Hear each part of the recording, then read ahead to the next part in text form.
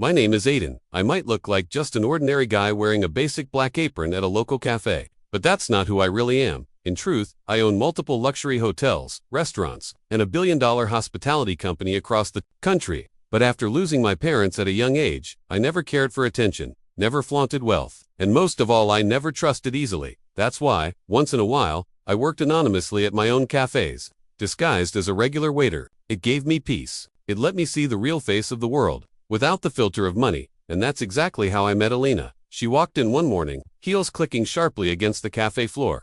She looked stunning, confident, well-dressed, and full of attitude. She didn't even look at me when she ordered her overpriced drink. She spoke as if I wasn't a human, just another servant meant to obey. Make sure there's oat milk, and don't mess it up like last time, she snapped. Without even glancing up. There was no last time. I smiled politely and made her drink. She didn't say thank you. She didn't even look at me. But strangely, I wasn't angry. I was curious. People often change when they don't know who you really are. The next few days, she kept coming back, and each time, her words were colder, her glances sharper. She would talk loudly about her dates, her shopping, her parties, as if the people around her were invisible. And me, I was just the waiter. But deep inside, I felt something different. Maybe it was pity, maybe attraction, maybe the stupid hope that she'd see me for more than just my uniform. Then one day, fate played its first card. Her credit card declined. She looked around, embarrassed. No one else seemed to notice, but I did. Before she could panic, I quietly walked over, paid for her coffee with my card, and left the receipt beside her. She looked up at me for the first time. Her voice softened. You didn't have to. I simply smiled. It's okay. Happens to all of us. That was the first time she looked at me like a person. The first time she said something without attitude. And that was the beginning of something I never saw coming. After that small gesture paying for her coffee, Alina started noticing me. The next morning, she came in with a polite smile. Hey, thanks again for yesterday. I nodded. No problem. She glanced at my name tag, Aiden, right. That was the first time she used my name. Day by day, she became more human, less arrogant, less rude. We started talking just a little at first, then more. She'd sit at the counter and ask about my life, pretending to care. Of course, I didn't tell her much. Just that I lived alone, didn't have a fancy car, worked long hours. She seemed to like that, said it was refreshing to meet someone who wasn't chasing status. But I could tell she was trying to build something, slowly, and I was falling for it. A few weeks later, she invited me out. I want to know the real you, she said, brushing her hair back. Let's go for dinner. My treat. I agreed. We met at a small rooftop restaurant, ironically, one of my own places, though she didn't know. I told my staff not to treat me any differently that night. She wore a black dress, red lipstick. I had never seen her smile so genuinely. Over dinner, she talked about her dreams, how she once wanted to be a fashion designer, but gave it up because it didn't pay enough. I need someone stable. Aiden, she said, sipping wine. Someone who's grounded, not chasing crazy dreams. I just listened, not because I agreed, but because I wanted to know who she really was when she thought I had nothing. Then came the question I'd been dreading. So, what do you really want to do in life? Or are you just happy serving coffee forever? I paused. She laughed. Sorry, that sounded mean. I didn't mean it like that. I smiled to cover the sting. It's okay. I like simple things. She leaned forward, touching my hand. Well, I like you. And that's how our relationship began. Dating Alina was like riding a storm. Beautiful, intense, unpredictable.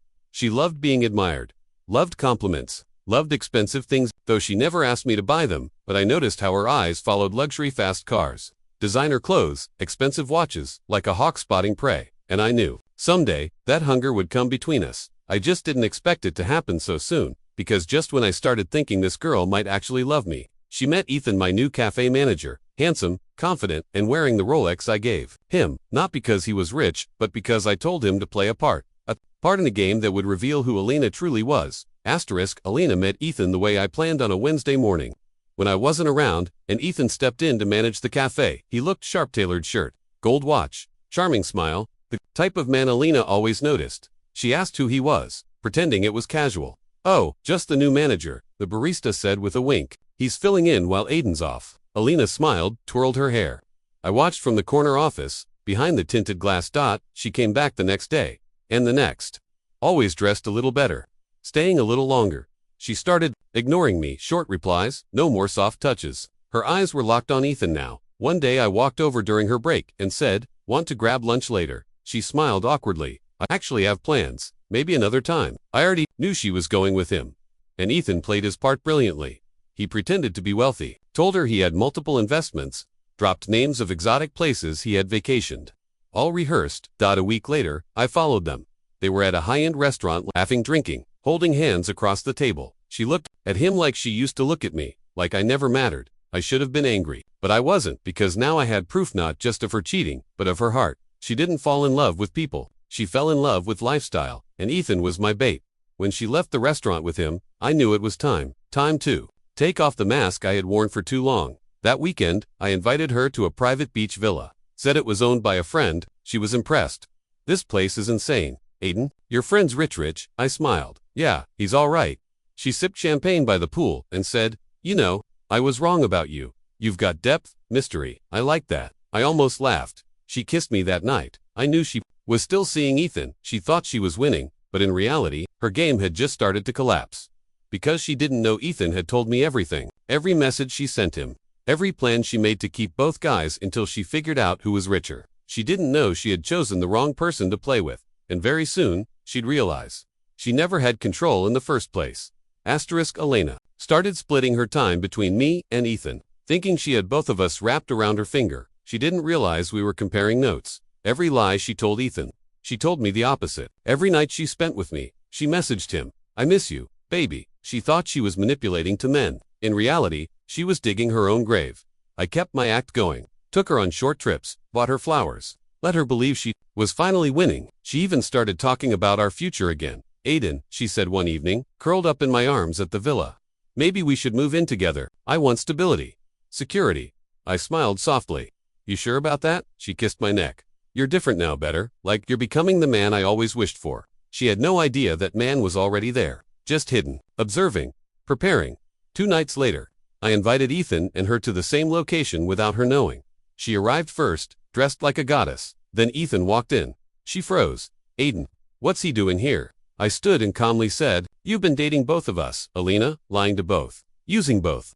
Time for the truth." Her eyes darted between us. Ethan sat beside me. "I was never interested in you," he said coldly. "Aiden's my friend, my real friend. We planned this." Elena's face drained of color. "Wait, what?" "This was all a test," I interrupted, "to see how far you'd go. Turns out, your love had a price, and you sold it cheap." She stood up, furious. "You're pathetic. Playing games with me like this." I pulled out a small black box. Her eyes widened. "Is that?" I opened it. Inside was not a ring, but a check, a gift. I said, "For the best actress of the year." Tears welled in her eyes, not from sadness, but from rage. "You'll regret this," she snapped. I smiled. "No, Elena, you will." Then I turned to Ethan. "Let's go." As we walked out, I could hear her behind us, screaming, crying, calling out my name. But it was over. The game, the lies, the illusion. What she thought was a power play was actually her own downfall. And soon, the whole world would see who she truly was, because the final blow was yet to come. After we left the restaurant that night, I finally felt free. No more pretending. No more lies. But I wasn't done yet. I had one last surprise for Elena. Something that would make sure she never forgot the man she played for a fool. Over the next week, I started posting subtle stories on Instagram. Photos from my yacht. Sneak peeks from luxury hotels. Meetings in glass towers with global CEOs. No face, no name, just enough to make her curious. And it worked. She started liking my old posts. Again, reacting to stories. Then one night, she texted me. "Elena, can we talk? Just one last time, please." I left it on scene. The next day, she showed up at the cafe where I first worked. Tonally now. It had been renovated and rebranded. Not just by anyone. Me. I had bought the place months ago. Under a dummy corporation and let it run without revealing who owned it. She stood at the counter, confused. "Where's Aiden?" she asked the new manager. He smiled. "You mean the owner? He's upstairs." When I walked down in a tailored navy suit, her mouth dropped open. "Aiden, you own this place." I nodded slowly. "This and 7 more around the city." She looked like she'd been hit by lightning. I didn't know. "Exactly," I replied. "You never cared to know. You were too busy chasing someone who looked richer on the outside." She bit her lip, trying not to cry. "You changed." "No," I said firmly. "I grew. You just never looked past the surface." "I made a mistake," she whispered. I walked closer. "No, Elena, you made a choice. And choices have consequences." Tears finally spilled down her cheeks. "I still love you." I shook my head. "You loved what I could become. I needed someone who loved me when I was nothing." Then I turned around and walked away. I never looked back. But the story doesn't end there.